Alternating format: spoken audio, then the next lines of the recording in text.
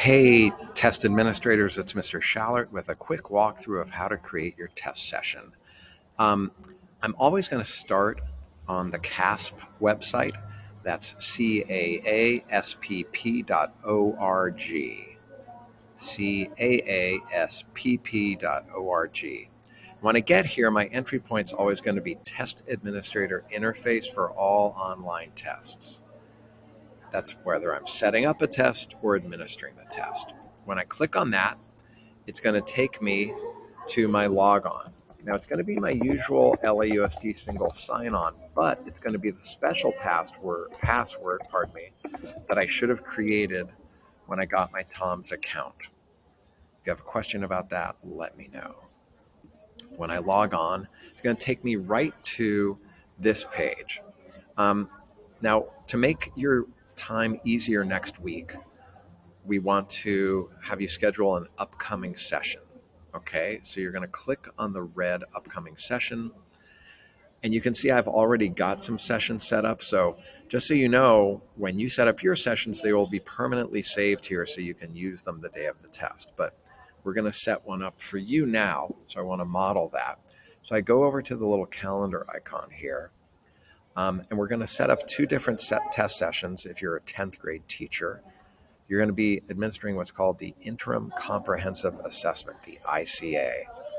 So when I jump on here, the first day of testing is Tuesday, May 17th. And the last day for English is the 19th. I'm just going to put the 20th. It doesn't really matter, but I want to make sure it's good for both days, 17th and 19th. When it goes to next, I'm going to look here, and you're not going to have all these choices. You're just going to have the Smarter Balanced Interim Assessment choice. You're going to click on that arrow, and again, you're giving the ICA. And you always want to click on the plus sign over here on the left, and that will give you choices. So we're going to set up English first, and there are two types of tests within the ICA. There's the computer-based and the performance task. They're both done on the computer, but they're called different things. When I click on that, you'll see a bunch of choices. Since you're giving to 10th graders, you're going to choose this one, okay? 10th grade test. Now, all you're going to do is say, okay, I got it. And then you're going to scroll down here, and you're going to choose the performance task. Okay, and again, I'm going to do the same thing again. I'm going to choose ELA 10th grade.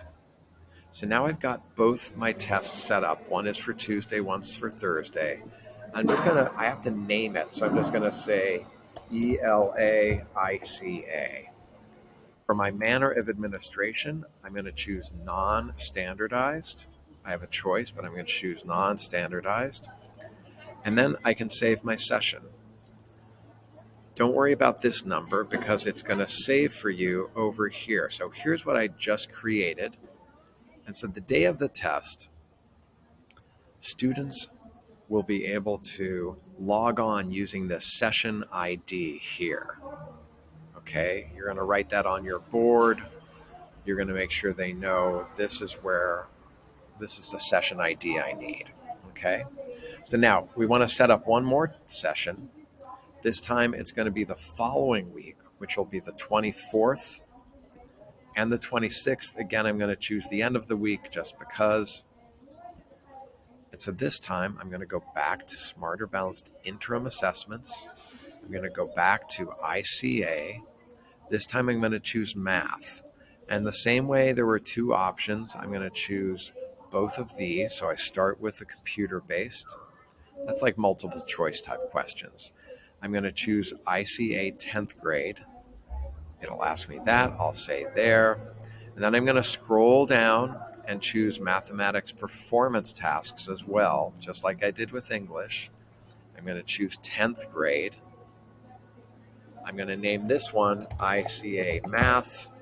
You can name it anything, but it's easier to remember that way, I think. We're in person, obviously. I'm going to choose non-standardized again, and I'll save my session. So now you're all set up.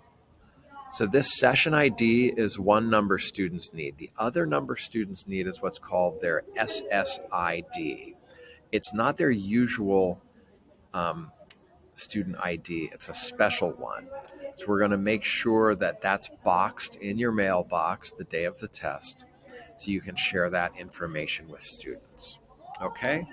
So that's the extent of setting up the test, because when you come back to CASP, whenever you click on this, it's going to take you and you're going to see, oh, wait, I have an upcoming session, and there you'll find it. Okay? I hope that's helpful.